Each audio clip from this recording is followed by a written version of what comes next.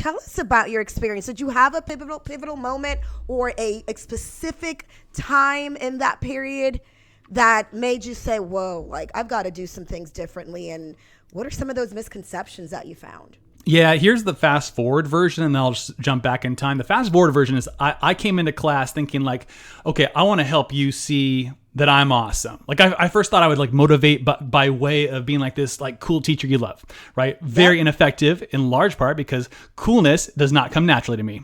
And then the next part was I was like, I'm going to help you see that math is awesome.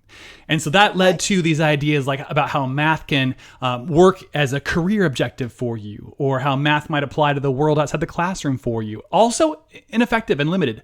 What really hit for me was helping kids realize not that I'm awesome or that math is awesome, but that they are awesome, which is like can sound like a poster or a slogan or something, but it really is this idea that I learned that every kid comes into a class wanting to be seen for what they are good at, for the assets they bring, and not for the ways that they are deficient or broken, which is so often the message they get from classes.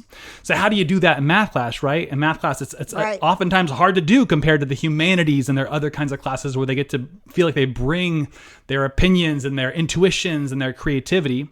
The idea that I found was to back up away from the precise and formal math, the calculation, the solution, the one right number to a problem, and instead ask kids to tap into their more intuitive and concrete skills where every kid can have a different right answer.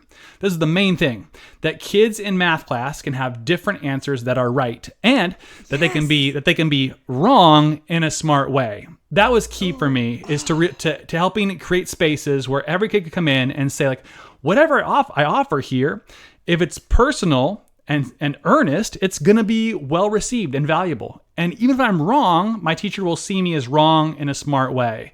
That's what helped the kids who are usually so locked down and clamped up, help them lock in and to share more with their teacher. So I'd ask for things like, instead of calculate, I'd ask for, what do you notice? Instead of what's the solution here? What are you wondering about this? Or instead of like, what's the answer? How would you compare these two things? Like questions where there's, again, so many different ways to be right, and even wrongness is smart as well.